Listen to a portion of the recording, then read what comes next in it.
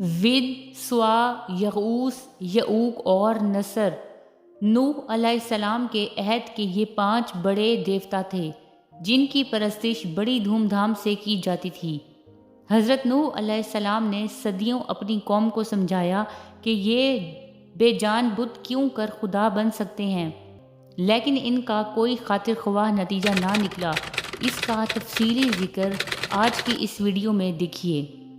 السلام علیکم، بسم اللہ الرحمن الرحیم۔ یہاں یہ عرض کرنا ہے کہ ان بتوں کی حقیقت کیا تھی، عقل انسانی نے کیوں انہیں معبود یقین کر لیا۔ صنم پرستی کا رواج اہل تحقیق کے نزدیک 2 طریقوں سے ہوا۔ پہلا طریقہ سائبین نے اختیار کیا۔ سابی کہتے ہیں ستاروں کی پوجا کرنے والا۔ ان کا یہ اعتقاد تھا کہ اجرام سماوی یعنی ستارے، چاند اور سورج بھی جاندار ہیں اور ذی روح ہیں۔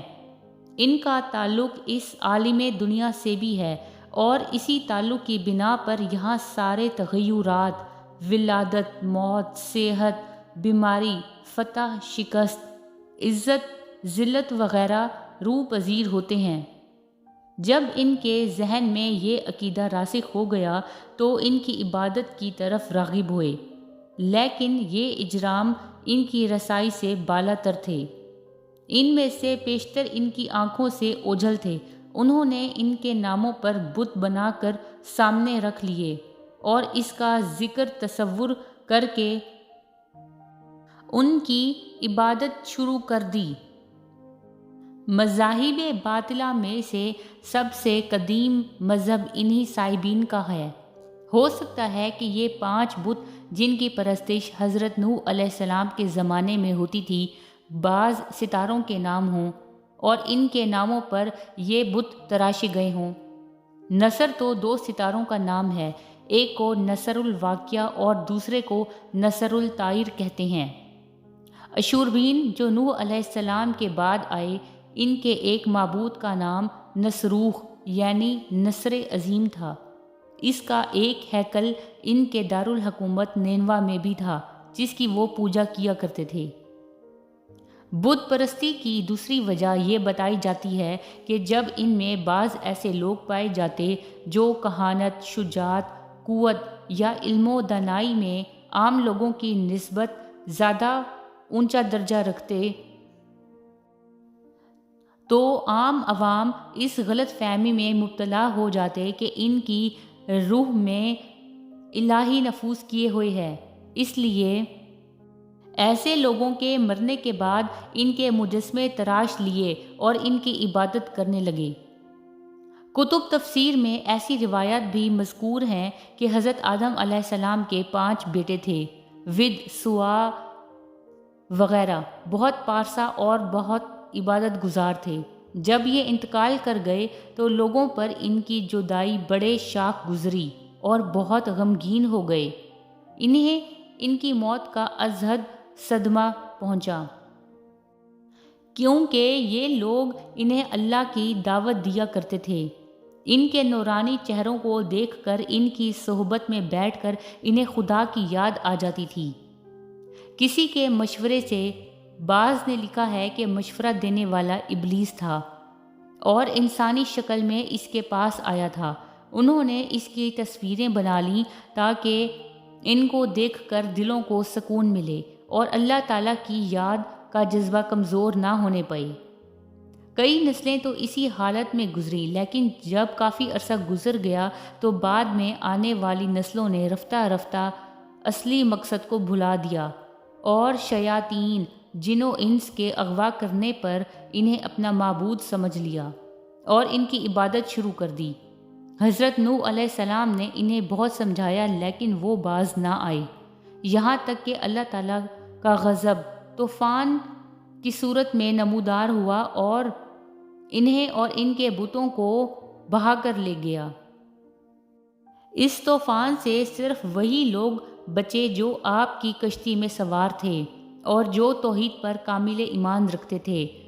پھر جب کافی عرصہ گزر گیا تو سابقہ گمراہیاں دوبارہ واپس آنے لگیں، یہاں تک کہ بت پرستی کی رسم بد بھی شروع ہو گئی۔ بعد میں آنے والی نسلوں نے اپنے آباء و اجداد سے یہ تو سن رکھا تھا کہ نوح علیہ السلام کی قوم کے 5 بڑے دیوتا تھے جن کے نام یہ تھے۔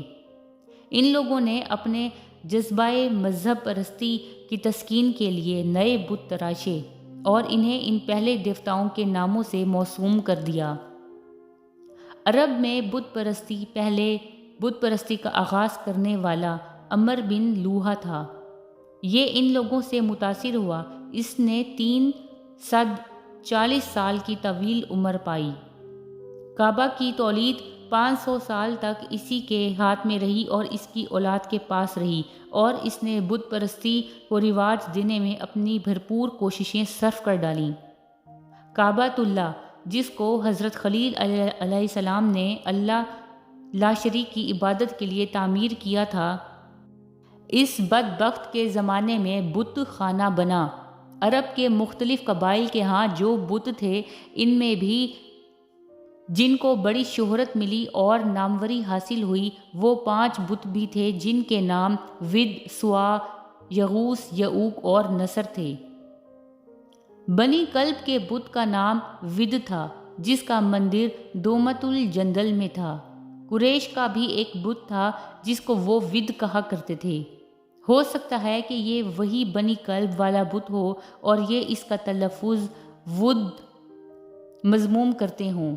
ہو سکتا ہے کہ یہ ان کا نیا بت ہو اور اس کے مقابلے کے لیے انہوں نے بنایا ہو۔ سوا، یہ بھی ایک بت کا نام تھا جو پہلے حوزیل کے پاس تھا اور ان سے منتقل ہو کر قبیلہ ہمدان کے پاس آیا۔ وہ رہات کے مکان پر نصب تھا، لوگ دور دراز سے اس کا حج کرنے آتے۔ یغوث بت، اس سے مراد وہ بت تھا جو ان کے پاس یعنی بنو عتیف کے پاس پایا جاتا تھا۔ اس کا استحان ملک سبا میں تھا۔ یعوق بنی کنانہ کا بت تھا اور نصر حمیر کے مقابلے میں ان کے قبیلے کی ایک شاخ آل ذی القلع کا معبود تھا۔ ان سب بتوں کے بارے میں یہ بھی کہا جاتا ہے کہ ان سب کی شکلیں انسانی نہ تھیں بلکہ مختلف تھیں۔ ود کا بت قوی ہیکل مرد کی شکل کا تھا۔ سوا ایک عورت کا مجسمہ تھا۔ یغوث کی شکل شیر کی تھی۔ یعوق گھوڑے کا ہم شکل تھا اور نصر عقاب کی صورت پر تھا، اور وہ سب مختلف دھاتوں کے بنے ہوئے تھے۔ علم الاسنام یعنی صنم پرستی بت پرستی ہی کی طرح خرافات کا پلندہ ہے۔ جتنا اس کو سمجھنے کی کوشش کرو اتنا ہی یہ الجھتا چلا جاتا ہے۔ ان گمراہ رئیسوں نے گمراہی کو طوفان برپا کر دیا اور سادہ لوگوں کی کثرت ان کے تنکوں کی طرح بہہ گئی۔ ان ظالموں کی گمراہی میں اضافہ ہو گیا۔ یہ سخت سے سخت ترین عذاب کے مستحق قرار پائیں اور انہیں اپنی مکاریوں اور شرارتوں کی خوب سزا ملے۔ ان کی خطاؤں کے باعث ان کو غرق کر دیا گیا۔ اگرچہ ان کے گناہوں کی فہرست بڑی لمبی ہے، لیکن سر فہرست شرک ہے۔